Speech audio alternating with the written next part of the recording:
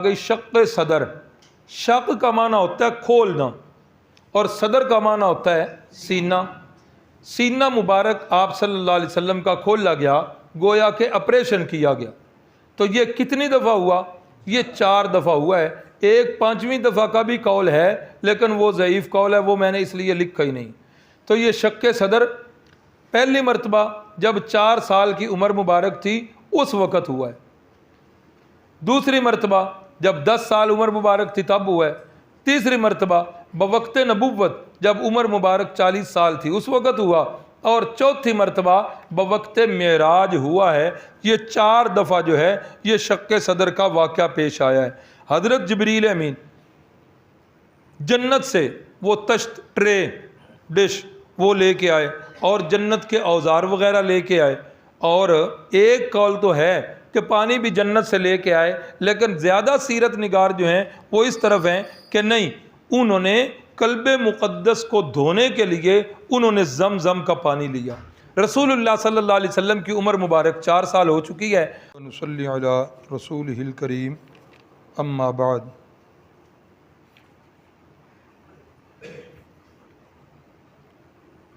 کل کے سبق کے اندر میلاد النبی کے حوالے سے جو چیزیں گزری تھیں وہ لکھنی رہ گئی تھیں، اس لیے میں نے لکھ دیا۔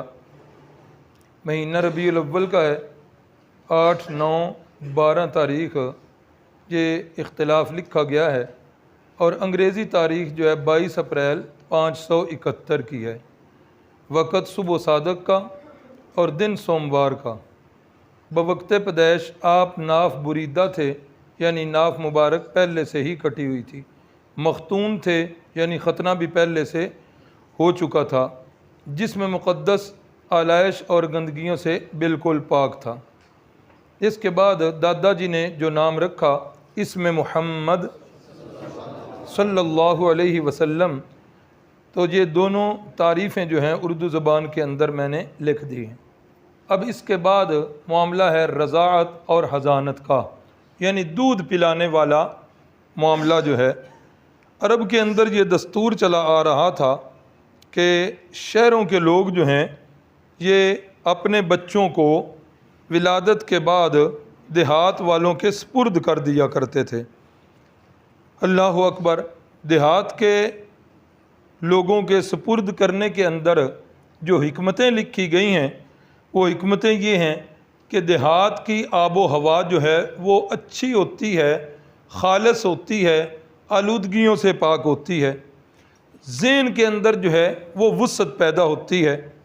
اسی طریقے کے ساتھ قائد جو ہوتا ہے اس کے لیے زبان پر مہارت ہونا یہ بڑا لازم اور ضروری ہے۔ زبان دیہات کے اندر جو ہے وہ بالکل خالص ہوتی ہے، شہروں کے اندر جو ہے وہ زبان اتنی خالص نہیں ہوتی۔ شہر کے اندر چونکہ مختلف لوگوں کا آنا جانا ہوتا ہے اور وہ بعض اوقات زبانوں کا ملغوبہ سا بن جاتا ہے۔ راولپنڈی کے ساتھ اگر کسی کا آنا جانا ہے تو راولپنڈی کے لوگوں کی زبان بڑی عجیب ہے۔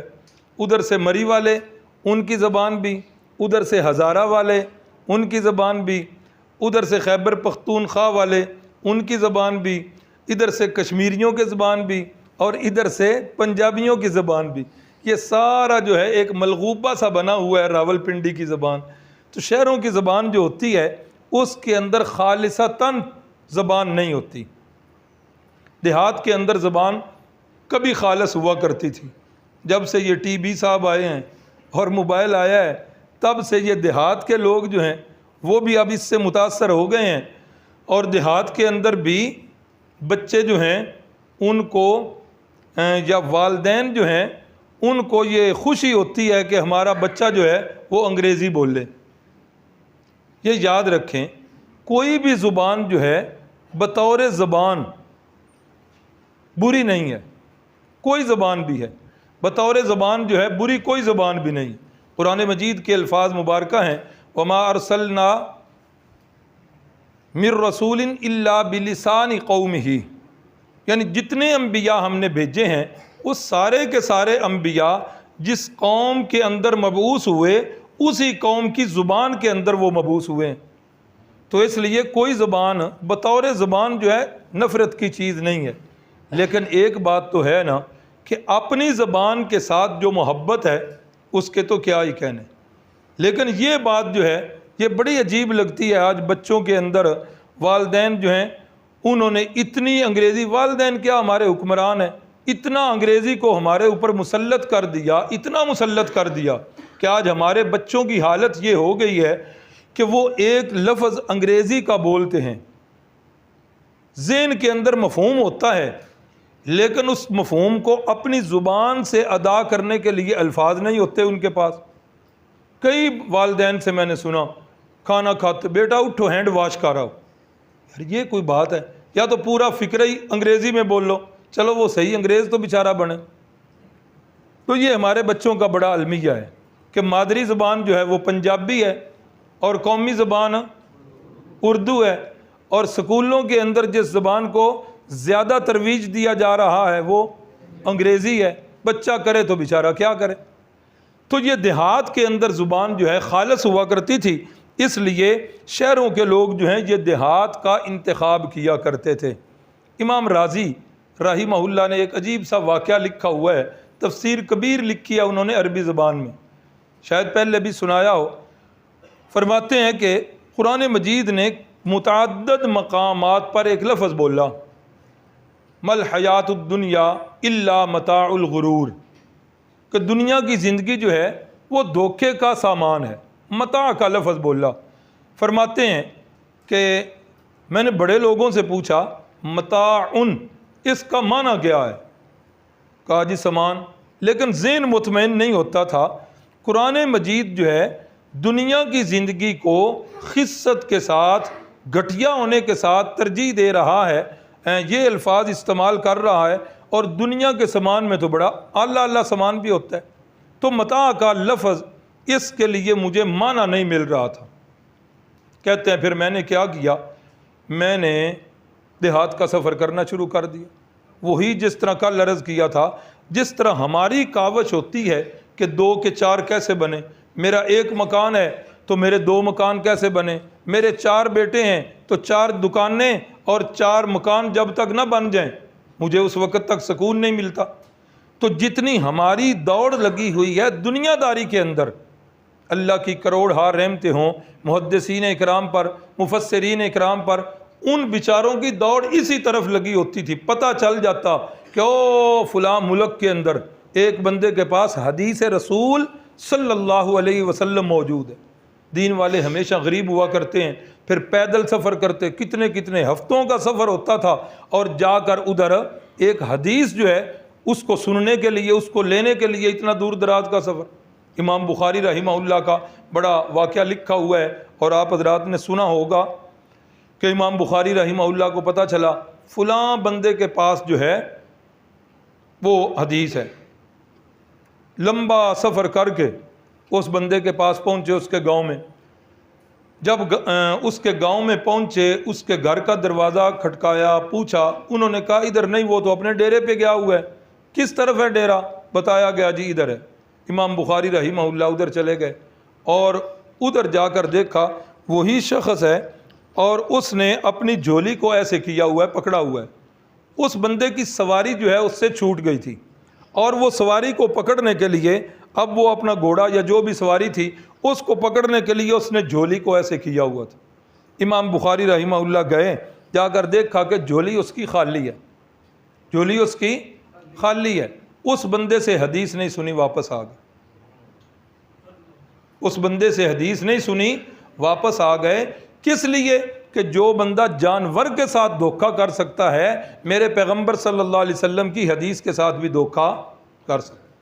بڑے جتن کیے۔ یہ دین یوں سمجھیں کہ انتہائی آسان کر کے پلیٹ میں ڈال کے آپ کو دیا گیا ہے۔ اس کے پیچھے محدثین اکرام، مفسرین اکرام کی بڑی محنتیں ہیں اس کے پیچھے۔ تو امام رازی رحمہ اللہ فرماتے ہیں میں نے دیہات کے سفر کیے، شہروں کے سفر کیے، کس لیے؟ ایک لفظ کے معنی کے لیے، اور لفظ کون سا ہے؟ متاع، متاعن کیا؟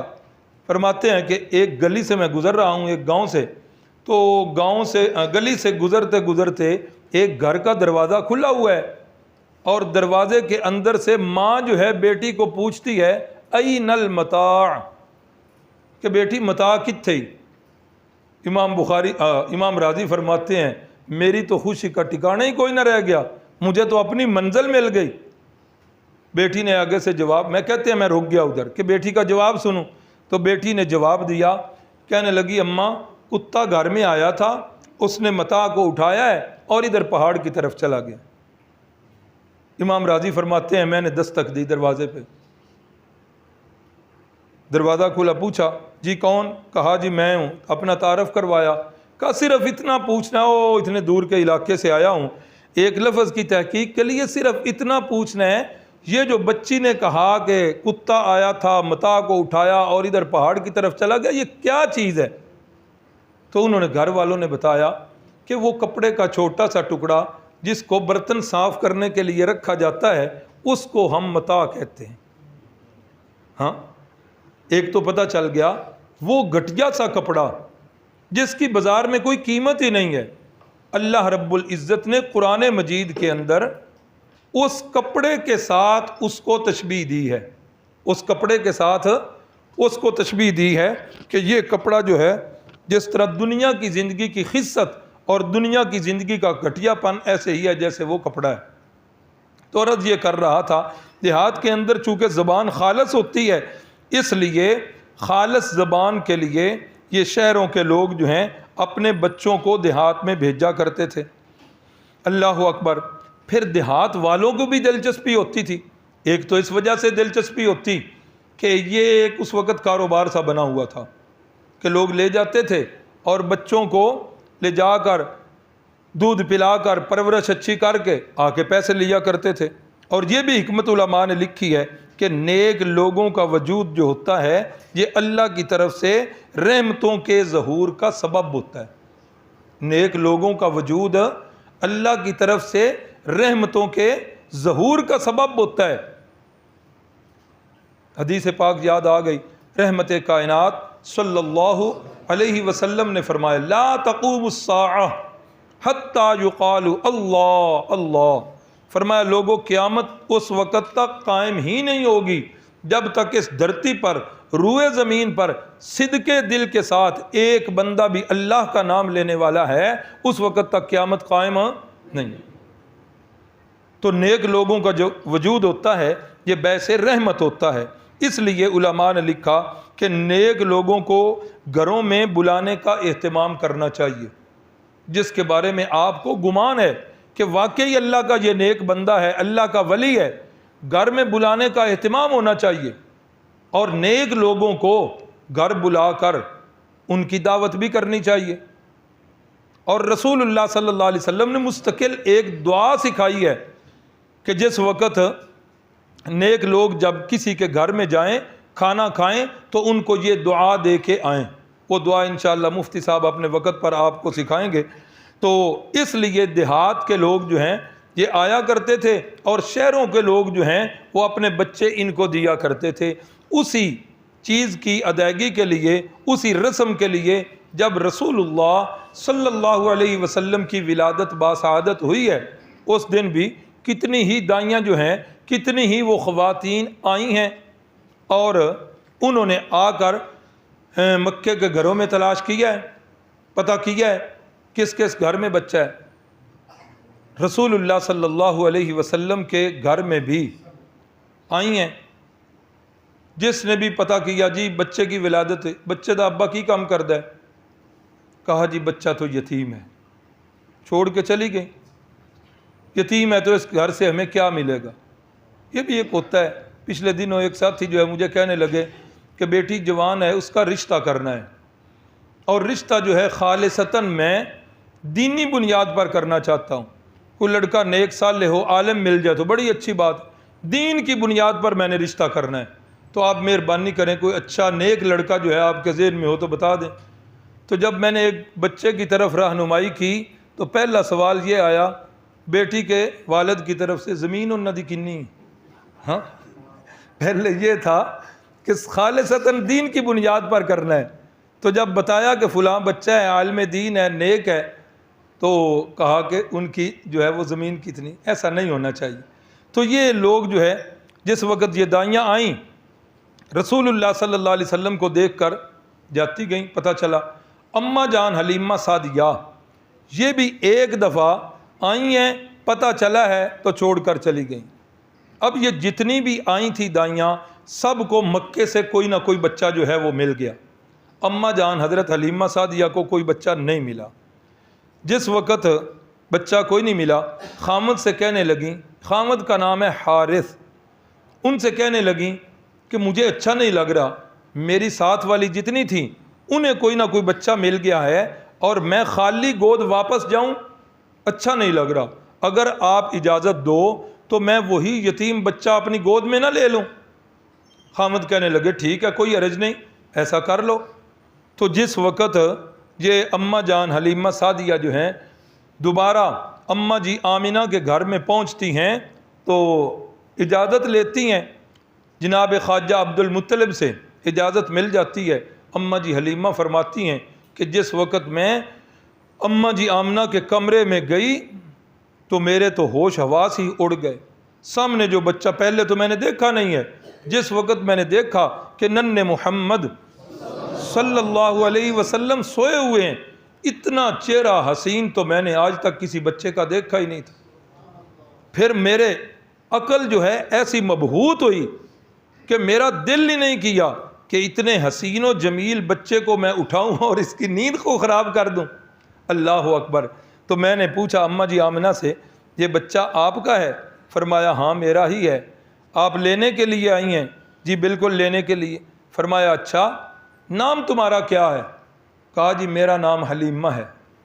اچھا ٹھیک ہے۔ یہ نام جو ہے جناب خواجہ عبد المطلب نے بھی پوچھا کہ آپ کا نام کیا ہے؟ اماں جی حلیمہ نے ادھر جواب دیا، کہا کہ حلیمہ۔ کہا کون سا قبیلہ ہے؟ کہا جی بنو سعد۔ فرمایا اللہ اکبر، حلیمہ حلم سے ہے، حوصلے والی، اور بنو سعد جو ہے یہ سعادت سے ہے، اس کا مطلب ہے کہ ہمارا بچہ جو ہے یہ بڑے اچھے گھرانے میں بڑی اچھی عورت کے ہاتھ کے اندر ہوگا، جو عورت حلموں والی ہے، حوصلے والی ہے، اور بنو سعد یعنی سعادت والا قبیلہ ہے۔ اللہ اکبر۔ اماں جی فرماتی ہیں کہ پھر میں نے حضرت محمد صلی اللہ علیہ وسلم کو پھر اپنی گود میں لیا اور میں نے دیکھا تو دیکھتی ہی رہ گئی، دل نہیں کرتا تھا کہ اپنی نظروں کو آپ کے رخ انوار سے میں الگ کروں اور پیچھے ہٹاؤں۔ اللہ اکبر۔ اماں جی فرماتی ہیں کہ پھر میں نے جس وقت لیا گود میں تو اس وقت گود کے اندر اماں جی حلیمہ سعدیہ کی گود کے اندر ایک اور بچہ بھی تھا، اور وہ بچہ جس وقت گود میں لینے سے پہلے آئی ہیں وہ رات اس بچے کی بڑی سخت گزری ہے، اس لیے کہ اماں جی فرماتی ہیں کہ میری تو چھاتیوں میں دودھ ہی کو نہیں تھا، اور وہ بچہ جو ہے ساری رات رو رو کر بھوک سے ہلکان ہو چکا تھا۔ ادھر کیا ہوا، جس وقت یہ میں نے گود میں لیا رسول اللہ صلی اللہ علیہ وسلم کو، تو گود میں لینے کے بعد جب میں واپس اپنے خامد کے پاس آئی تو میں نے اپنے اندر بڑی عجیب سی تبدیلیاں محسوس کی۔ اب وہ الفاظ نہیں ہیں کہ میں وہ تبدیلیاں بتاؤں، لیکن میں خود حیران ہوں کہ کیا ہو رہا ہے، اپنے اندر مجھے محسوس ہو رہا ہے کہ طاقت میرے اندر بڑھ گئی۔ خیر، جس وقت میں نے رسول اللہ صلی اللہ علیہ وسلم کو اپنی چھاتی کے ساتھ لگایا تو میری چھاتیاں جو ہیں یہ دودھ سے بھر گئی۔ وہ جو میرا اپنا بیٹا جس کو اتنی بھوک لگی ہوئی تھی کہ جس کی ساری رات بھوک میں بلکتے بلکتے روتے روتے جو ہے گزر گئی تھی، پھر میں نے دوسری چھاتی کے ساتھ اس بیٹے کو اپنے بچے کو لگایا تو اس نے بھی دودھ پینا شروع کر دیا، دونوں نے سکون کے ساتھ پیٹ بھر کے دودھ پیا اور میرا بچہ بھی پھر سکون کے ساتھ سو گیا۔ اب یہ پہلی خوراک دے دی گئی، اب ہم چلے۔ اب سواری کون سی تھی اماں جی حلیمہ سعدیہ کے پاس؟ دو روایات ہیں۔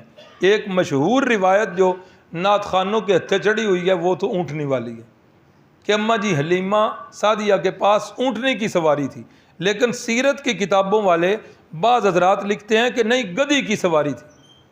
گدھے کی سواری کرنا یہ قابل نفرت چیز نہیں ہے، یہ رسول اللہ صلی اللہ علیہ وسلم سے بھی ثابت ہے گدھے کی سواری کرنا۔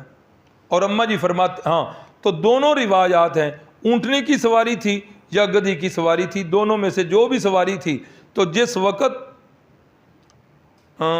ترتیب یہی تھی کہ آگے جو ہے اماں جان کے خامد بیٹھے ہیں اور پیچھے اماں جان نن محمد صلی اللہ علیہ وسلم کو گود میں لے کر بیٹھے ہیں، تو سواری جو ہے اٹھ ہی نہیں رہی، پریشان ہے کہ سواری کیوں نہیں اٹھ رہی۔ پھر فرمانے لگے کہ خامد کہنے لگے کہ ایسا ہے کہ سواری کو بھی کافی دنوں سے بھوک لگی ہوئی ہے، اس کا بھی پیٹ بھرا ہوا نہیں ہے، شاید 2 بندوں کے وزن کی وجہ سے یہ سواری جو ہے یہ اٹھ نہیں رہی، اچھا میں نیچے اترتا ہوں، آپ اوپر بیٹھو تو پھر چلتے ہیں۔ اماں جی رسول اللہ صلی اللہ علیہ وسلم کو جب لے کر بیٹھیں تو سواری اٹھ کھڑی ہوئی اور چل پڑی۔ مکہ کی بستی سے، مکہ کے شہر سے باہر نکل کر اب یہ جانا تھا اپنے قبیلہ کی طرف۔ اللہ اکبر، تو سفر ذرا دور کا تھا۔ دوبارہ جس وقت اماں جی کے خامد بیٹھے ہیں، سواری جو ہے پھر بیٹھ گئی، پھر نہیں اٹھ رہی۔ تو اس وقت اماں جان حلیمہ سعدیہ کے خامد بولے، فرمانے لگے کہ محسوس ایسے ہوتا ہے کہ یہ بچہ جو ہے عام بچوں کی طرح نہیں، یہ بچہ عام بچہ نہیں ہے، مجھے ایسے لگ رہا ہے کہ یہ بچہ کوئی اللہ کی خاص عطا ہے، اس کو مستقبل کے اندر کوئی اللہ نے بڑا اونچا عہدہ دینا ہے، یہ بچہ جو ہے پیچھے نہیں بیٹھ سکتا۔ اچھا ایسا کرو، دیکھ لیتے ہیں، بچہ جو ہے مجھے پکڑا دو، میں اپنی گود میں لے کر آگے بیٹھتا ہوں، آپ پیچھے بیٹھو۔ تو جس وقت حضرت حارث نے رسول اللہ صلی اللہ علیہ وسلم کو اپنی گود میں لیا اور پیچھے اماں جان حضرت حلیمہ سعدیہ بیٹھیں، تو اس وقت سواری اٹھ پڑی اور اٹھ کے چل پڑی۔ اور وہ جو دائیاں ساتھ آئی تھیں، اب وہ تو پہلے ذرا رخصت ہو گئی تھی، اب یہ سواری جو ہے اتنی رفتار سے چلی ہے کہ انہیں جو ہے نا ان کو پا لیا، اور پھر ان کی سواری جو ہے ان سے بھی آگے بڑھنے لگی۔ تو وہ دائیاں کہنے لگی حلیمہ سواری وہی ہے، پہلے تو جس وقت گئی تھی تو قبیلے سے، تو اس وقت آپ کی سواری پیچھے پیچھے تھی، ہماری سواریاں آگے تھیں، اب کیا ہوا ہے سواری وہی ہے؟ تو اماں جی نے فرمایا ہاں سواری وہی ہے، صرف سوار جو ہے وہ بدل گئی۔ اللہ اکبر اللہ۔ تو پھر یہ قبیلے کی طرف لے کر گئیں۔ اللہ اکبر، پچھلے کورس کے اندر شاید یاد ہوگا، دوران کورس ہی ہمارے بھائی ہیں حافظ محمد افضال طور صاحب، تو کورس کے دوران ہی انہوں نے دعوت دے دی، انہوں نے کہا کہ میری طرف سے آپ جو ہے نا عمرے کے لیے آئیں۔ تو میں نے کہا چلیں ٹھیک ہے، رمضان میں آؤں گا، ابھی تو اسباق چل رہے ہیں، تو اسباق کی ترتیب ایسے ہے۔ پھر جس وقت میں رمضان میں ان کی دعوت پر میں عمرے کے لیے پہنچا، اللہ تعالیٰ وہ 4-5 بھائی ہیں اور 5 بھائی ماشاءاللہ ادھر ہی حافظ ہوئے ہیں، اب ان کی اولاد جو ہے وہ آگے پڑھ رہی ہے۔ اللہ رب العزت ان سب بھائیوں کو رزق حلال بھی نصیب فرمائے، اور اللہ رب العزت اپنے غیب کے خزانوں سے اللہ تعالیٰ ان کی کمیوں کو پورا کرے، اللہ ان کی اولاد کو نیک کرے اور ان کو بھی دین والا بنائے۔ تو جس وقت میں وہاں پہنچا تو حافظ افضال صاحب نے، ہمارے ایک دوسرے ساتھی ہیں وہ بھی ادھر کے فاضل ہیں، ان کے پاس ہوتے ہیں حافظ عامر صاحب، عامر جوید صاحب، والدہ ان کی بیمار ہیں، اللہ رب العزت انہیں صحت کاملہ عاجلہ سے نوازیں۔ ہماری امی جان بھی، ان کی بھی صحت خراب ہے، اللہ سب بیماروں کو صحت دے۔ تو انہوں نے حافظ عامر صاحب کی ڈیوٹی لگائی کہ استادوں نے جہاں بھی جانا ہے گاڑی اپنی ساتھ ہو، اور جہاں جانا چاہتے ہیں آپ نے لے کر جانا ہے۔ تو بتانے یہ لگا ہوں کہ پھر حافظ عامر کے ساتھ ہم نے سیر کی، تو پھر ہم قبیلہ بنو سعد بھی گئے۔ یہ یمن کی طرف جو سڑک جاتی ہے نا، اس کی طرف یہ قبیلہ ہے، اور مکے سے کافی دور آگے طائف ہے، اور طائف سے بھی آگے کافی آگے جا کر یہ بنو سعد کا قبیلہ ہے۔ یقین مانیے وہاں گئے تو وہاں تو پھر خیالوں میں ہی گم ہو گئے، وہ ذہن کے اندر رسول اللہ صلی اللہ علیہ وسلم کا بچپنا اور وہ لڑکپن اور وہ بنو سعد کی ساری باتیں، وہ بنو سعد کے قبیلے والوں کا رسول اللہ صلی اللہ علیہ وسلم کے ساتھ رویہ، وہ ساری چیزیں جو ہیں وہ ذہن میں آ، بڑے ہی صحت افزا مقام ہے، بڑا ہی ٹھنڈا علاقہ ہے وہ۔ اور پھر وہ پہاڑی، جس پہاڑی پر اس وقت وہ قبیلہ تھا، اب وہ قبیلہ جو ہے ذرا دور چلا گیا، یہ والی پہاڑی جو ہے خالی ہے۔ اور مجھے دوستوں نے بتایا، حافظ افضال صاحب نے بھی بتایا اور عامر نے بھی بتایا کہ پچھلی دفعہ جب ہم یہاں آئے تھے تو یہاں وہ کنٹینے وغیرہ کھوکھے لگے ہوئے تھے، تو یہاں کئی دکانیں بنی ہوئی تھیں، تو حکومت نے وہ اب دکانیں جو ہیں وہ ساری گرا دی بالکل بہرحال۔ لیکن وہاں نا پتھر جڑے ہوئے تھے نا چھوٹی چھوٹی دیواروں کے ساتھ، اور ایک چھوٹا سا وہ جو احاطہ تھا اس کے اندر مصلے بچھے ہوئے تھے، تو وہاں ان مسلوں پر ہم نے نماز بھی پڑھی، اور یہی بتایا گیا کہ یہ جو ہے نا چھوٹا سا گھرانہ یہ حضرت حلیمہ سعدیہ کا گھرانہ تھا، تو پتھروں کی دیوار کے ساتھ اس کا احاطہ کیا گیا۔ ادھر پانی نہیں ملا، ہم تھوڑا سا پہاڑی سے نیچے آئے تو نیچے والی جگہ پر نا چھوٹی سی کھیتی بنی ہوئی تھی، اور وہاں جو ہے وہ ایک کنواں بھی تھا، اور اس کنویں کے اوپر پیٹر رکھا ہوا تھا۔ تو ہمارے ہاں تو دیہاتی زندگی میں وہ کھال ہوتے ہیں نا پانی لگانے کے لیے، کہ ادھر اس کیاری کو پانی لگ گیا تو اب اس کا وہ جو ہے نا دروازہ بند کرو اگلی کو لگاؤ، لیکن وہاں پائپنگ سسٹم تھی، بڑے بڑے پائپ تھے، اور وہاں وہ ٹینگیں لگا کر وہ جہاں جہاں انہوں نے پانی دینا ہوتا تو وہ ساری پائپنگ کے ذریعے ہوتا تھا۔ تو ہم نے انہیں کہا بھئی ہم نے وضو کرنا ہے، تو انہوں نے پیٹر کو چلایا اور ہم نے وضو کیا۔ میں نے اپنے ساتھی سے کہا، میں نے کہا کہ یار یہ بڑا سعادت والا پانی ہے، جس جگہ رسول اللہ صلی اللہ علیہ وسلم 2 سال تک پانی کو پیتے رہے ہیں۔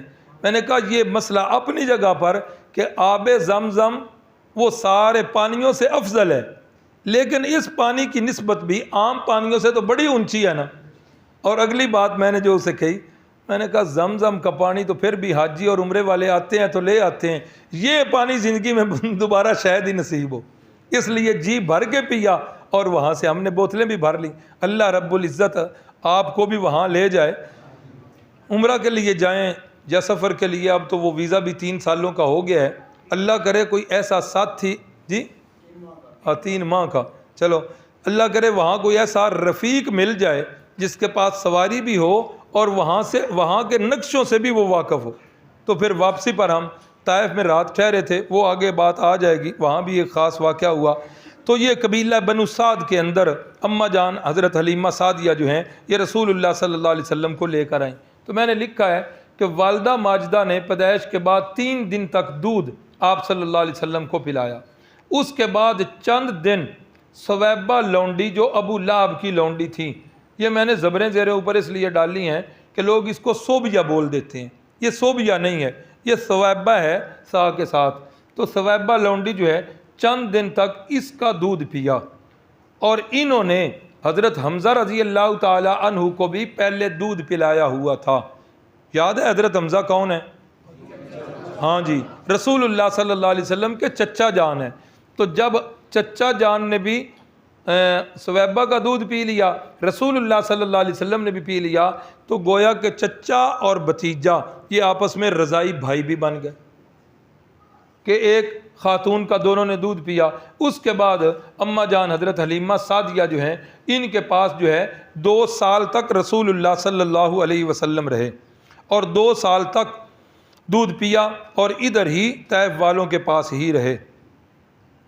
یہ سال جو ہے طائف والوں کے لیے بڑا قید سالی کا سال تھا۔ اماں جان حضرت حلیمہ سعدیہ فرماتی ہیں جب سے رسول اللہ صلی اللہ علیہ وسلم ہمارے گھرانے میں آئے، ہم نے اپنے رب کی رحمتوں کو اپنی آنکھوں سے دیکھا۔ ہماری بکریاں جو پہلے ان کے بھی دودھ خشک ہو چکے تھے، چونکہ ماحول کا سالی کا تھا، تو بکریاں جس وقت شام کو چر کے واپس آئیں تو بکریاں جو ہیں ان کے تھن وہ دودھ سے بھرے ہوئے ہیں۔ ہمارے پاس اونٹنی تھی، اور وہ اونٹنی اتنی لاغر اور کمزور تھی کہ وہ بیچاری اپنی ٹانگوں پر اٹھ نہیں سکتی تھی۔ تو جب رسول اللہ صلی اللہ علیہ وسلم کو لے کر ہم آئے تو میرے خاوند جو ہے باہر گئے، اور باہر سے واپس آ کے کہتے حلیمہ بڑی عجیب بات نہیں ہو گئی، وہ اونٹنی جس کی موت کی انتظار میں ہم تھے، اتنی مرگل تھی اپنے پاؤں کے بل اٹھ نہیں سکتی تھی، ابھی وہ اونٹنی بالکل اٹھ گئی ہے اور بالکل تندرست اور موٹی تازی لگ رہی۔ یعنی اللہ کی رحمتوں کو اپنی آنکھوں کے ساتھ دیکھا بھی اور سمیٹا بھی۔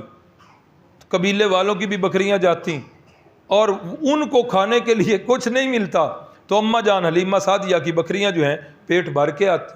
وہ قبیلے کے لوگ جو ہیں وہ اپنے چرواؤں سے کہتے کہ جہاں حضرت حلیمہ سعدیہ کی بکریاں چرتی ہیں تم بھی وہاں جا کے چرایا کرو۔ کیا وجہ ہے کہ ان کی بکریاں پیٹ بھر کے آتی ہیں، ان کا دودھ اتنا ہوتا ہے، اور تمہاری جو بکریاں ہیں وہ اسی طرح ہوتی ہیں جس طرح صبح بھوکی گئی تھی۔ تو بہرحال اللہ رب العزت کی رحمتیں انہوں نے لوٹیں اور اللہ کی رحمتوں کے خزانے جو ہیں وہ لوٹے۔ اللہ اکبر۔ ایک بات توجہ طلب، آپ بے شک اس بات کی تحقیق کریں، وہ جتنی عورتیں آئی تھیں مکے میں حضرت حلیمہ سعدیہ کے ساتھ، انہوں نے بچے لے لیے، واقعہ آپ نے سن لیا۔ حضرت حلیمہ کو رسول اللہ صلی اللہ علیہ وسلم مل گئے۔ آپ سیرت کی کتابیں پڑھ لیں، میرے مطالعہ کے اندر جتنی کتابیں ہیں میں نے وہاں بڑا کھنگالا ہے، بڑا تلاش کیا ہے، بڑی تلاش کے باوجود مجھے ان دائیوں میں سے کسی ایک دائی کا نام بھی نہیں ملا، کسی ایک دائی کا نام بھی نہیں ملا کسی کتاب کے اندر۔ آپ میں سے کسی کا مطالعہ اگر ہو اور اس کے علم میں یہ بات ہو تو مجھے بھی بتا دے، لیکن میں نے علماء سے بھی رابطہ کیا تو کہتے ہیں کہ ان کا نام جو ہے کہیں بھی کسی کتاب میں نہیں ملتا۔ تو پھر نکتہ کیا سمجھ میں آیا کہ جو میرے نبی پاک صلی اللہ علیہ وسلم کے ساتھ جڑ گیا وہ جنت کی راہوں میں اڑ گیا، ان کے نام آج بھی محفوظ ہیں۔ جو میرے پیغمبر سے ہٹ گئے وہ صفحات سے بھی کٹ گئے۔ تو یہ رسول اللہ صلی اللہ علیہ وسلم کی نسبت اتنی اونچی نسبت ہے کہ اماں جان حضرت حلیمہ سعدیہ جو ہیں آج بھی ان کا نام کتابوں کے اندر محفوظ نہیں بلکہ مسلمانوں کے سینوں کے اندر محفوظ۔ جس طرح مسلمان اپنی ماں کو نہایت احترام اور ادب کے ساتھ بلاتے اور یاد کرتے ہیں، اسی طرح مسلمان آج بھی اماں جان حلیمہ سعدیہ کا نام بھی بڑے ادب اور احترام کے ساتھ لیتے ہیں۔ تو اماں جان ایسا کرتی تھیں کہ سال کے اندر 2 مرتبہ 6 ماہ کے بعد آ کر والدہ ماجدہ کو ملوا کر جایا کرتی تھی۔ 2 سال جس وقت پورے ہو گئے تو 2 سالوں کے بعد اب واپس کرنا تھا۔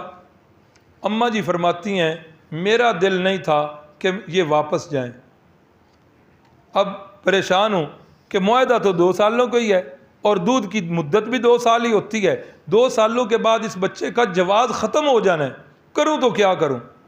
فرماتی ہیں کہ 2 سال کی تکمیل ہوئی، میں جس وقت انہیں لے کر واپس آئیں مکے کے اندر تو مکے کے اندر ایک وبا سی پھیلی ہوئی تھی۔ تو کہتی ہیں مجھے بہانہ مل گیا، میں نے اماں جان آمنہ سے کہا کہ مکے کے اندر وبا پھیلی ہوئی ہے، اگر آپ اجازت دے دیں تو میں اس بچے کو واپس اپنے قبیلے کے اندر لے جاؤں۔ تو اماں جان حضرت آمنہ نے مجھے اجازت دے دی تو میں پھر لے گئی اور 2 سال جو ہے وہ مزید ادھر رکھا اپنے قبیلہ کے اندر، اور اس قبیلے میں رسول اللہ صلی اللہ علیہ وسلم نے پرورش پائی۔ ایک دفعہ حضرت صدیق اکبر رضی اللہ تعالیٰ عنہ فرمانے لگے یا رسول اللہ کبھی کبھار ایسے ہوتا ہے کہ آپ اپنی گفتگو کے اندر کوئی ایسا لفظ بول دیتے ہیں کہ ہم بھی عربی ہیں، ہم بھی قریشی ہیں، لیکن ہمیں اس لفظ کا معنی نہیں آتا، تو یا رسول اللہ اس کی کیا وجہ ہے؟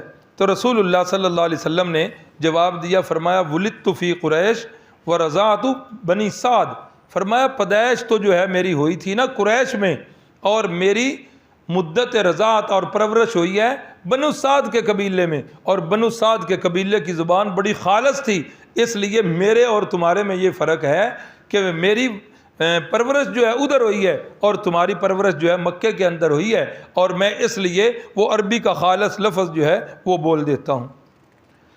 اللہ اکبر۔ اس کے بعد جی 4 سال تک رسول اللہ صلی اللہ علیہ وسلم جو ہے وہ وہاں پہ رہے۔ اس کے بعد اگلی چیز آ گئی شق صدر۔ شق کا معنی ہوتا ہے کھولنا اور صدر کا معنی ہوتا ہے سینہ۔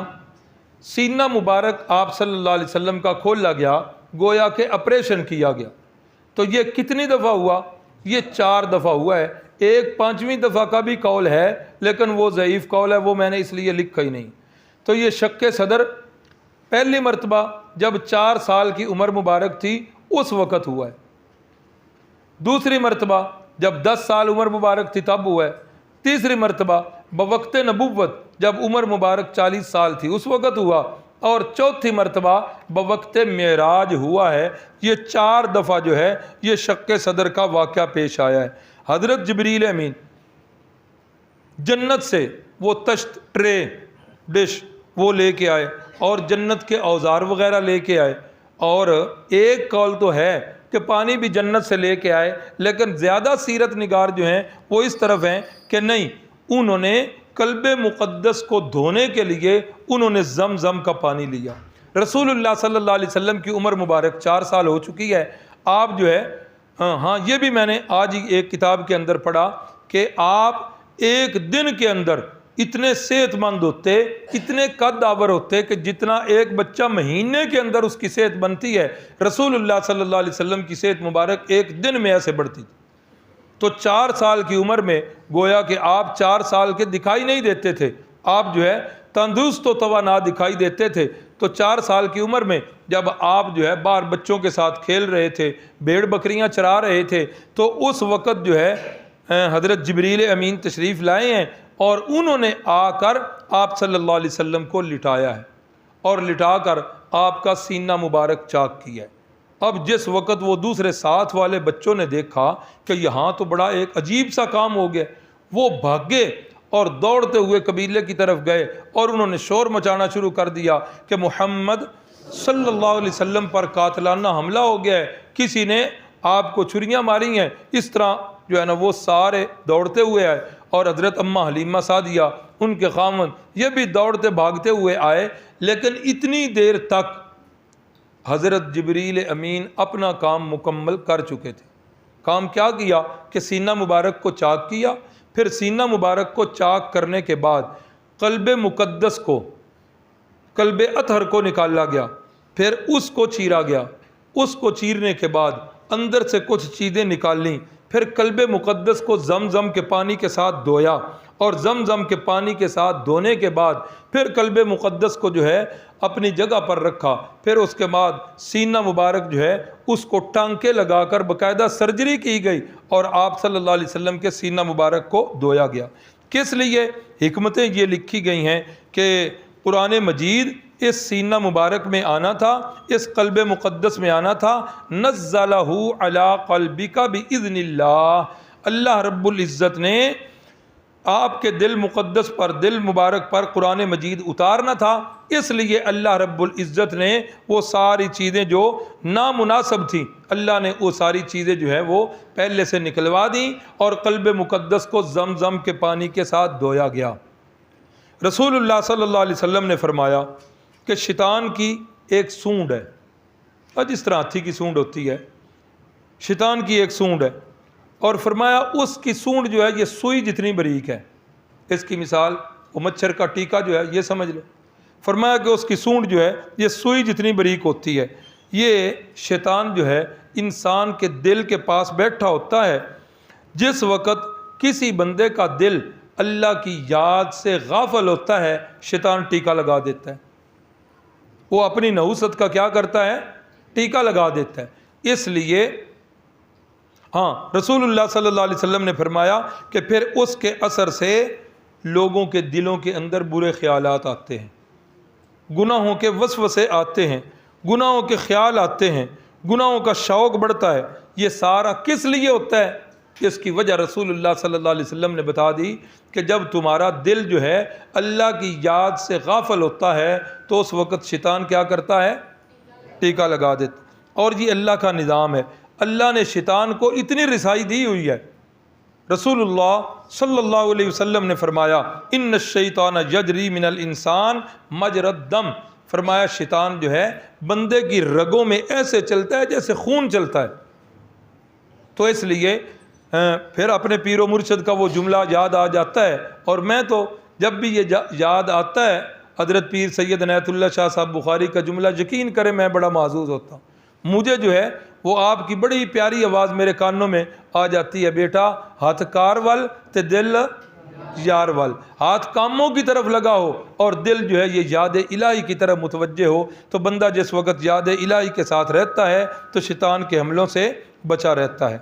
تو یہ جو ہے آپ صلی اللہ علیہ وسلم جس وقت گھر والے آئے، اماں جان حضرت حلیمہ آئیں اور خامد آئے، دوسرے لوگ آئے، اس وقت تک جبریل امین اپنا کام کر چکے تھے، اور رسول اللہ صلی اللہ علیہ وسلم چونکہ اس وقت بچے تھے، گھبراہٹ سی طاری تھی، تو آ کر دیکھا تو رسول اللہ صلی اللہ علیہ وسلم گھبرائے ہوئے ہیں، اماں جی نے اٹھایا، اپنی چھاتی کے ساتھ لگایا، پیار کیا، لیکن اماں جی بھی اس واقعہ کے بعد پریشان ہو کہ یہ کوئی معاملہ بڑا عجیب سا ہوا ہے، آج تک تو کبھی ایسا ہوا نہیں۔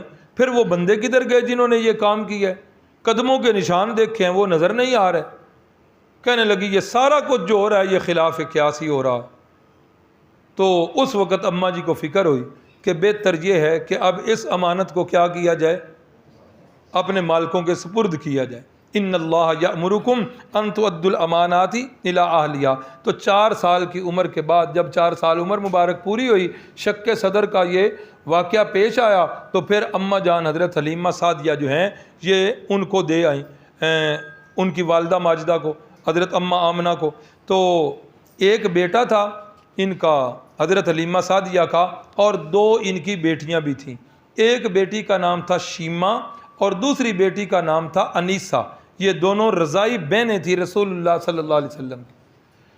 اللہ اکبر، مہر نبوت یہ جو ہے نا، دونوں کندھوں کے درمیان سیب کی شکل اور سیب کے سائز کا بالوں کا گچھا تھا، کمر مبارک میں دونوں کندھوں کے درمیان یہ بنا ہوا تھا، اور یہ اللہ کی طرف سے یہ مہر نبوت تھی۔ جس طرح یہ خط ہوا کرتے ہیں یا ڈاک ہوتی ہے، تو جس وقت ہم وہ لیٹر بکس میں یا ڈاک خانے والوں کو دے کے آتے ہیں تو وہ اس کو بند کر کے اوپر کیا کرتے ہیں، مہر لگا سکتے کہ اب باہر سے کوئی چیز اندر نہیں جا سکتی۔ تو اس طرح یہ اللہ رب العزت کی طرف سے یہ مہر تھی۔ اور بعض کا قول یہ ہے کہ یہ مہر مبارک جو ہے، یہ مہر نبوت، یہ پیدائشی تھی، اور بعض کا قول یہ ہے کہ پیدائشی نہیں تھی، بلکہ جس وقت شق صدر کا واقعہ پیش آیا تو اس وقت جبریل امین یہ جو ہے یہ مہر بھی لگا کے گئے تھے۔ بہرحال جو بھی ہو، یہ دونوں قول جو ہیں یہ پائے جا رہے ہیں۔ حکمت کیا ہے اس مہر نبوت کی کہ قیمتی چیزوں کو پیک کرتے ہیں اور اوپر لاک کے ساتھ اس کو بند کر کے لاک کیا جاتا ہے، تو اس طرح رسول اللہ صلی اللہ علیہ وسلم پر بھی یہ مہر نبوت لگائی گئی۔ اور یہ مہر نبوت جو ہے یہ مختلف لوگوں نے مختلف اوقات کے اندر دیکھی ہے۔ حضرت سلمان فارسی رضی اللہ تعالیٰ عنہ، نام سنا ہوا ہے، بڑے عظیم سے آپ بھی ہیں۔ انہی کے بارے میں فرمایا سلمان منا اہل البیت، فرمایا کہ سلمان تو جو ہے ہمارے اہل بیت میں سے ہے، یہ تو ہمارے اپنے گھر کا فرد ہے۔ حضرت سلمان جو ہیں یہ ایران کے اندر ایک صوبہ ہے اصفہان، یہ وہاں کے اصفہان کے قریب کسی گاؤں کے رہنے والے تھے، اور یہ پیچھے آپ پڑھ چکے ہیں کہ ایرانیوں کا مذہب کون سا تھا، مجوسی تھے۔ کس کی پوجا کرتے تھے، آگ کی پوجا کرتے تھے۔ تو ان کے گھر والے بھی سارے جو ہیں مجوسی تھے اور آتش پرست تھے۔ تو پیدائشی طور پر ہی ان کا ذہن جو ہے مذہبی تھا، اپنے وہ آتش کدہ کے اندر ہی اکثر رہا کرتے تھے، پھر اس کے مجاور بن گئے اور آگ وغیرہ بھی یہی جلایا کرتے تھے۔ تو ان کے والد کی زمینیں بھی تھیں، تو زمینوں پر بھی آیا جایا کرتے تھے فارغ اوقات میں۔ تو اتفاق ایسا ہوا کہ زمینوں کے درمیان اور گھر کے درمیان، گاؤں کے درمیان عیسائیوں کا ایک گرجا تھا۔ ایک دفعہ پتہ نہیں کیا خیال آیا، حضرت سلمان فارسی رضی اللہ تعالیٰ عنہ اس گرجے کے اندر چلے گئے۔ جب گرجے کے اندر جا کر عیسائیوں کو عبادت کرتے ہوئے دیکھا تو حضرت سلمان کو یہ بات دل کو بڑی بھلی معلوم ہوئی اور بڑی اچھی محسوس ہوئی۔ حضرت سلمان جو ہیں ان کے پاس ٹھہر گئے، ان سے پوچھتے رہے، وہ جواب دیتے رہے۔ گھر آئے تو گھر آ کر انہوں نے کہا کہ وہ ہاں میں نے عیسائیوں کو دیکھا عبادت کرتے ہوئے، ان کی عبادت تو بڑی پیاری ہے، ہم سے بھی اچھی عبادت کر رہے ہیں، ہم تو آگ کی پوجا کرتے ہیں اور آگ کبھی کبھی مدم بھی ہو جاتی ہے، بجھنے کے قریب ہو جاتی ہے، تو گویا ہم اپنے معبود کو پھر جوش دیتے ہیں اوپر لکڑیاں ڈال کے، اور وہ تو کسی اندیکھے معبود کی عبادت کرتے ہیں عیسائی۔ بڑی مجھے بھلی معلوم ہوئی۔ باپ نے جس وقت یہ باتیں سنی تو باپ نے سمجھا کہ یہ کام کہیں خراب نہ ہو جائے، اس نے کہا خبردار ادھر نہیں جانا۔ لیکن حضرت سلمان کے دل کے اندر عیسائیت کی محبت جو ہے وہ گھر کر چکی تھی، اس لیے باپ کو بھی محسوس ہوا۔ باپ نے کیا کیا، باپ نے سنگل کے ساتھ گھر باندھ دیا کہ کہیں یہ دوبارہ ادھر نہ جائے اور اپنا مذہب باپ دادا کا چھوڑ کے کہیں عیسائیت نہ اختیار کر لے۔ حضرت سلمان فارسی نے کسی بندے کے ہاتھ پیغام بھیجا، کہا کہ ان سے پوچھو عیسائیوں سے کہ اس وقت جو ہے تمہارا سب سے بڑا مرکز کہاں پہ ہے؟ تو وہ گرجے کا جو پادری تھا اس نے جواب دیا کہ ہمارا سب سے بڑا مرکز جو ہے اس وقت ملک شام میں ہے۔ کہا اچھا، پیغام پھر بھیجا، اچھا شام کی طرف کو قافلہ جانے والا ہو تو مجھے بتا دینا۔ پھر ایک دن ایسا آیا کہ انہوں نے پیغام خفیہ بھیجا کہ کل جو ہے شام کی طرف قافلہ جائے گا۔ حضرت سیدنا سلمان فارسی رضی اللہ تعالیٰ عنہ گھر سے بھاگ کے سنگل توڑ کے اس قافلے کے ساتھ مل گئے اور ملک شام میں پہنچ گئے۔ وہاں جا کر پوچھا سب سے بڑا گرجا کون سا ہے، تو وہاں بتا دیا گیا۔ اس گرجے کے اندر رہنے لگے اور اللہ کی عبادت کرنے لگ پڑے۔ عبادت کرتے کرتے وہاں جو سب سے بڑا پادری تھا جب دیکھا کہ اس پر تو موت کے آثار ہیں، تو حضرت سلمان نے اس سے پوچھا کہ بھائی اب مجھے ایسا محسوس ہو رہا ہے کہ آپ بوڑھے ہو گئے ہو، قریب الموت ہو، اگر آپ پر موت آ گئی تو میری رہنمائی کر دو، کون سا اللہ کا بندہ ہے جس کے پاس جا کر میں اپنے رب کی تلاش کروں اور رب کی عبادت کروں؟ آپ سے بڑا کون سا بندہ ہے؟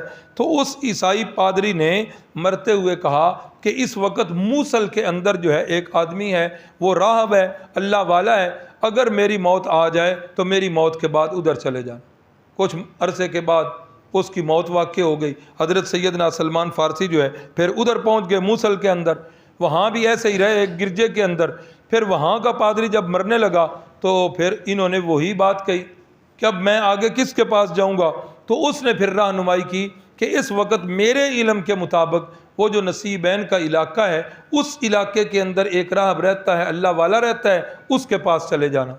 حضرت سلمان بیچارے پیدل گھر سے کوئی چیز لے کر تو نکلے نہیں تھے، گھر سے تو بھاگ کر نکلے، اور جو بھاگ کر نکلتے ہیں ایسے دین کے لیے اللہ کے ہاں ان کا مقام بھی بڑا بلند و بالا ہو جاتا ہے۔ حضرت سلمان بیچارے ایک ہی ہے کہ اپنے رب کی تلاش کرنی، اپنے رب کو تلاش کر کے پھر اس رب کی عبادت کرنی ہے اور رب کو خوش کرنا ہے۔ اللہ یہ جذبہ ہمیں بھی نصیب فرمائے۔ اللہ اکبر۔ حضرت سلمان جو ہیں یہ نصیبین کے علاقے میں پہنچے اور وہاں جو پادری تھا وہ راہب تھا، اس کے ساتھ مل گئے، بڑا عرصہ وہاں رہے، کتنے سال رہے۔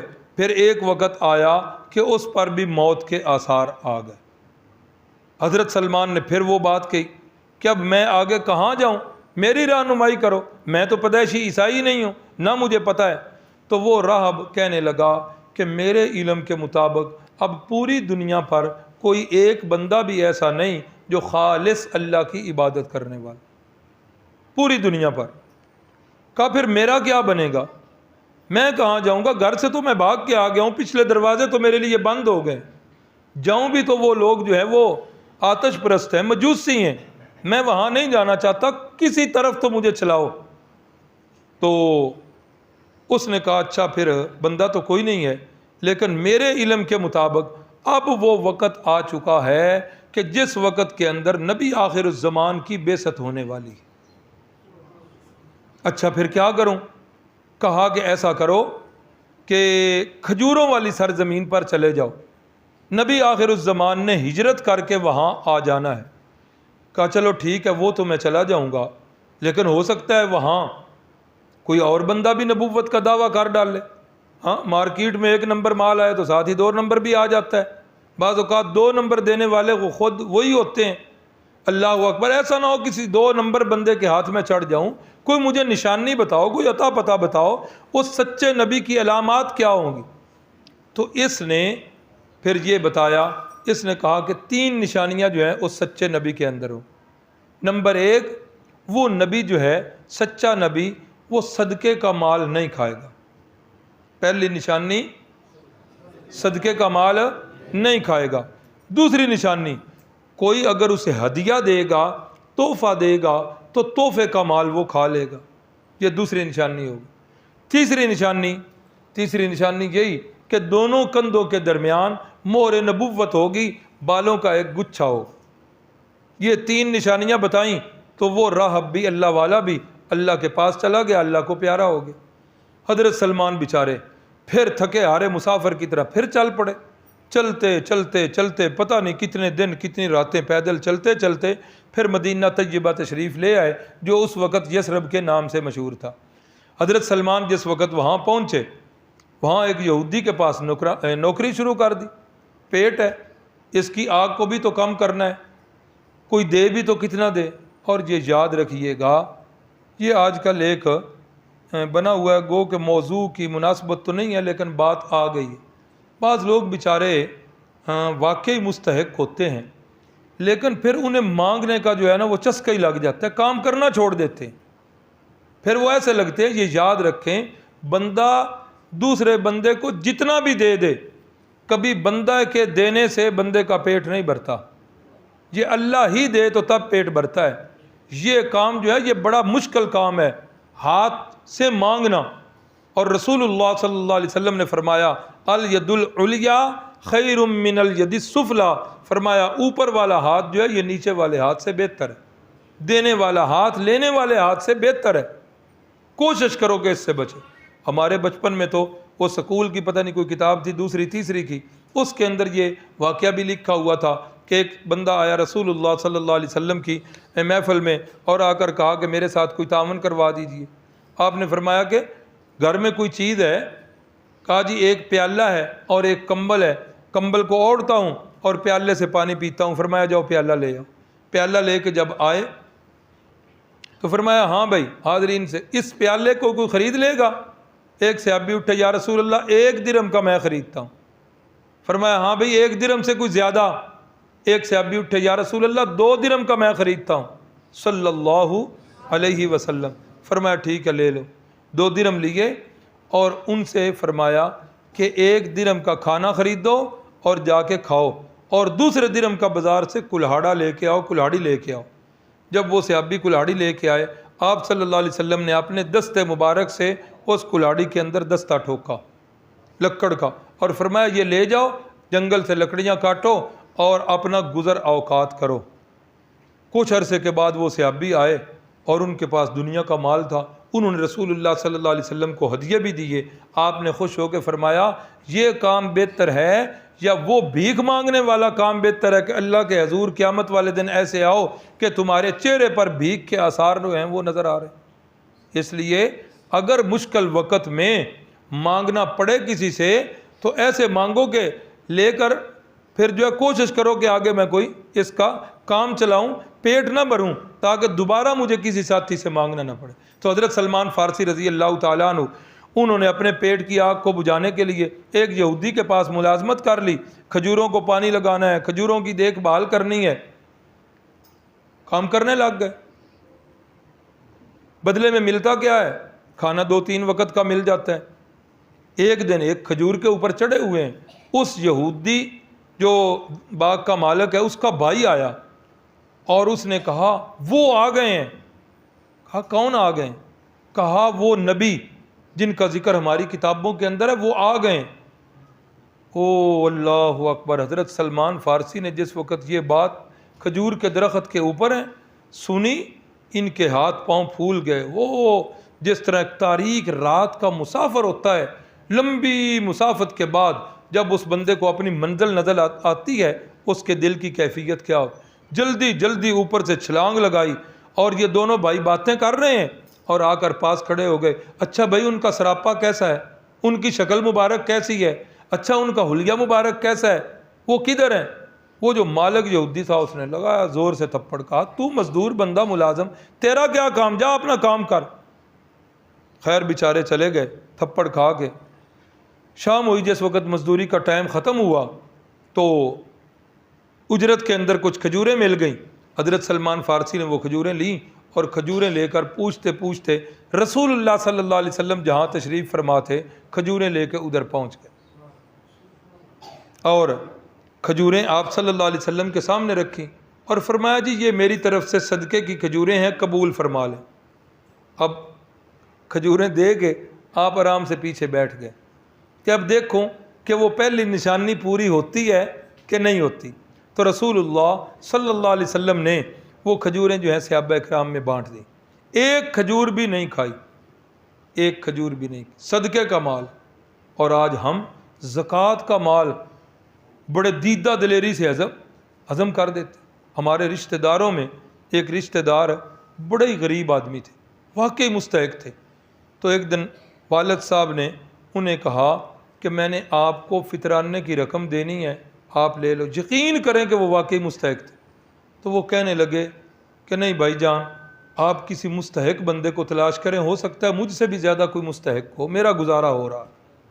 ایسے ہونا چاہیے بندے۔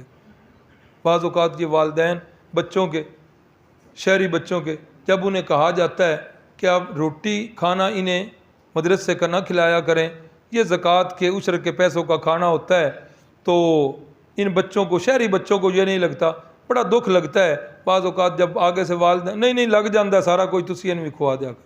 انا للہ و انا الیہ راجعون نہیں ہونا چاہیے۔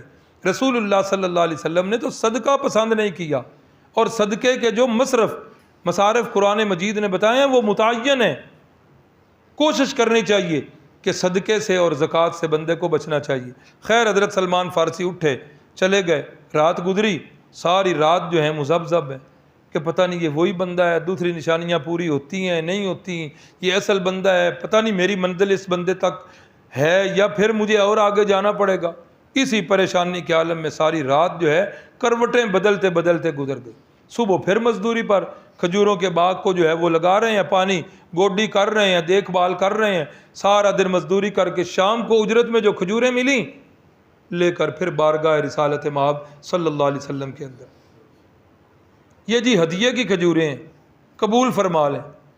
پھر دے کر پیچھے بیٹھ گئے، دیکھ رہے ہیں کہ اب کیا ہوتا ہے۔ رسول اللہ صلی اللہ علیہ وسلم نے خود بھی تناول فرمائیں، خود بھی کھائیں، اور صحابہ اکرام کے اندر بھی بانٹ دی۔ فرمایا کہ یہ لے لو، یہ ہمارا ساتھی جو ہے یہ ہدیے کی کھجوریں لے۔ اب جب 2 نشانیاں پوری ہو گئیں، تیسری نشانی پھر ایسی تھی کہ وہ منظر پر تو ایسے نہیں آ سکتی تھی۔ اب حضرت سلمان کے بندن ٹوٹ گئے، چکر لگا رہے ہیں رسول اللہ صلی اللہ علیہ وسلم، کبھی آگے کبھی پیچھے۔ رسول اللہ صلی اللہ علیہ وسلم نے فرمایا خیر تو ہے، کیا بات ہے؟ رو پڑے، اور روتے روتے ہچکی بند گئی۔ کہنے لگے کہ 2 نشانیاں پوری ہو گئی ہیں، تیسری نشانی جو ہے وہ دیکھنا چاہتا ہوں، مہر نبوت کو دیکھنا چاہتا ہوں۔ رحمت کائنات صلی اللہ علیہ وسلم نے اپنا کرتا مبارک جو ہے پیچھے سے اوپر کیا، اور حضرت سلمان فارسی پھر آپ کی کمر مبارک کے ساتھ لپٹ گئے، رو بھی رہے ہیں ہزاروں قطار، اور یہ خوشی کا رونا ہے جس طرح تھکے ہارے مسافر کو اپنی منزل مل جاتی ہے۔ حضرت سلمان فارسی بار بار بوسے بھی دے رہے ہیں اور چوم بھی رہے ہیں۔ واہ قربان جائیں سلمان تیری قسمت پر۔ اللہ اکبر، رضی اللہ عنہم ورضوا عنہ۔ تو حضرت سلمان فارسی نے پھر روتے روتے جب چپ ہوئے، پھر وہ اپنی ساری جو ہے نا داستان سنائی، اور بچپن سے لے کر، اور ان کی عمر جو ہے نا بڑی لمبی عمر ہوئی، لکھا ہوا ہے کہ تقریباً 250 سال ان کی عمر ہوئی، 2.5 صدیاں ان کی عمر ہوئی ہے، اور ان کی وفات جو ہے حضرت سیدنا عثمان غنی رضی اللہ تعالیٰ عنہ کے دور حکومت میں ان کی وفات ہوئی، بڑی لمبی عمر پائی۔ تو رسول اللہ صلی اللہ علیہ وسلم کو یہ ساری باتیں جو ہیں وہ پچھلی ساری کہانی سنائی، تو رسول اللہ صلی اللہ علیہ وسلم نے فرمایا کہ اچھا سلمان، پھر ایسا کرو، جا کے اپنے یہودی مالک سے پوچھو کہ اب آپ کو وہ آزاد کرے گا، بدلے میں کیا لینا چاہتا ہے، کیا لے گا بدلے میں؟ تو جب جا کر اس پوچھا تو اس نے کہا کہ میں بدلے کے اندر کیا لینا چاہتا ہوں، 300 درخت جو ہے سلمان لگا دے، جس وقت وہ درخت جو ہیں اونچے ہو جائیں گے، ان کے پھل آ جائیں گے، اس وقت جو ہے میں سلمان کو آزاد کر دوں گا۔ دوسری بات اس نے کہا کہ دوسری چیز جو چاہیے وہ یہ ہے کہ تقریباً 40 اوقیہ چاندی اور سونا وہ لے کے آؤ، تو تب میں آپ کو آزاد کر دوں گا۔ اب کیا ہوا، حضرت سلمان نے جا کر اب بتایا، تو رسول اللہ صلی اللہ علیہ وسلم نے صحابہ اکرام کو ترغیب دی، اور صحابہ اکرام نیکی کے کاموں میں تو بڑھ چڑھ کے حصہ لیا کرتے تھے۔ قرآن مجید کے الفاظ ہیں یؤثرون علی انفسہم ولو کان بہم خصاصہ، فرمایا خود جو ہیں جتنے بھی وہ بیچارے تنگ دست ہوتے لیکن دوسروں کو پھر ترجیح دیا کرتے۔ محفل میں بیٹھے بیٹھے سونا اور چاندی پورا ہو گیا تو رسول اللہ صلی اللہ علیہ وسلم نے مہاجرین و انصار کو ترغیب دی، فرمایا کہ سلمان کے درخت جو ہیں 300 پورے کرنے ہیں، جاؤ جا کے درخت لے کے آؤ۔ تو صحابہ اکرام اٹھے، مہاجرین بھی انصار بھی، اور مختلف جگہوں سے وہ درخت جو ہے اکھیڑ کے چھوٹے چھوٹے لے آئے، 300 درخت بھی پورے ہو گئے۔ رسول اللہ صلی اللہ علیہ وسلم خود چلے گئے اور جا کر اپنے دست مبارک کے ساتھ یہودی کے اس باغ کے اندر جو ہیں وہ کھجوریں ان کے پودے لگا دیے۔ یہ بات تو سیرت سے ثابت ہے جو میں نے بتا دی۔ یہ حجی یا عمرے والے جو لوگ جاتے ہیں نا، وہاں سے کچھ کھجوریں ایسی ملتی ہیں جن کے اندر گٹھلیاں نہیں ہوتی۔ آپ کا بھی تجربہ ہے، عرب والوں کے ہاں سب سے ردی کھجور وہ ہوتی ہے، سب سے ردی کھجور۔ جس کا سعودیہ سے واسطہ رہا ہے اسے پتہ ہوگا، حاجی گلزار صاحب سے بے شک پوچھ لیں، یہ رہے ہیں۔ اچھا، بچپن میں ہم نے کیا سنا تھا، ایسے کہانی کسی نے کڑی ہوئی تھی کہ نبی پاک صلی اللہ علیہ وسلم حضرت سلمان فارسی کے وہ کھجوریں لگا کے آ جاتے تھے تو یہودی رات کو گٹھلیاں جو ہیں وہ وہاں سے نکال دیا کرتے تھے۔ تو اللہ نے بغیر گٹھلیوں کے پھر وہ درخت پیدا کر دیے، اور ان کھجوروں کے اندر اس لیے وہ گٹھلی ہوتی نہیں۔ تو یہ کھجور کے اندر بھی نارا اور مادہ جو ہے نا یہ ہوتے ہیں درخت۔ تو بہرحال یہ بڑی ردی سی کھجور ہوتی ہے، تو وہ کہانی کسی نے ایسے ہی اپنی طرف سے گڑھی ہوئی ہے، حقیقت کے ساتھ اس کا تعلق نہیں ہے۔ تو وہ چونکہ گٹھلیاں نہیں ہوتی، ذرا سستی بھی قیمت کے لحاظ سے ہوتی ہیں، اور پھر 1 کلو کے اوپر چڑھ بھی کافی جانی ہیں۔ تو عمرے والے بھی آندے چلو اے لے جائیے اندے نال بندے زیادہ بھگت جان دے۔ اللہ اکبر۔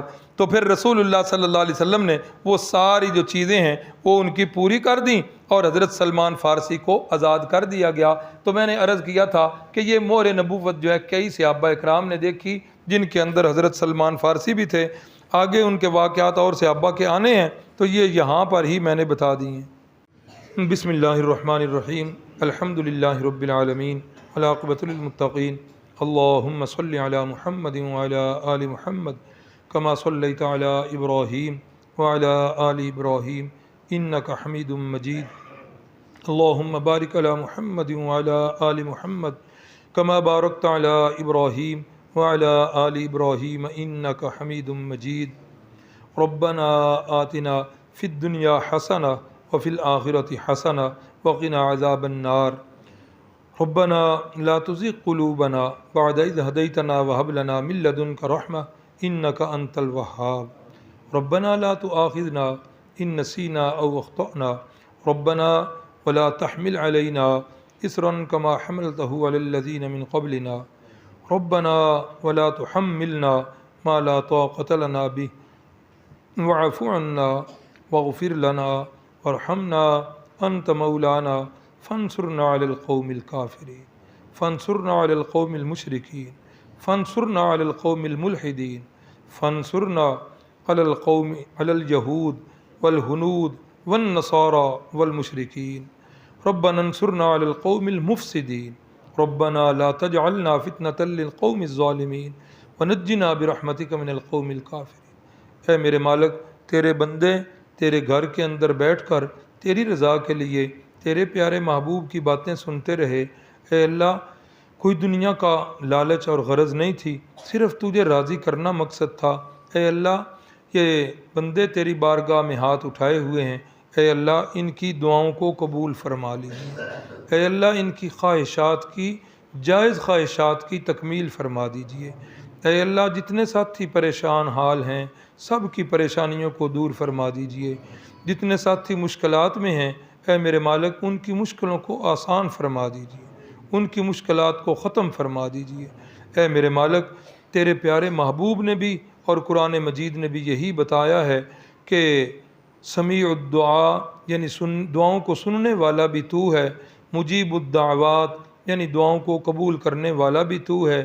اے اللہ، کوئی اللہ کا نبی، کوئی ولی نہ دعاؤں کو سن سکتا ہے نہ دعاؤں کو قبول کر سکتا ہے۔ اے اللہ، تو ہی علام الغیوب ہے، تو ہی علیم بذات الصدور ہے۔ اے اللہ، تو ہی سمیع الدعا ہے، تو ہی مجیب الدعوات ہے۔ اے اللہ، تو ہمارے حالوں کو جانتا ہے۔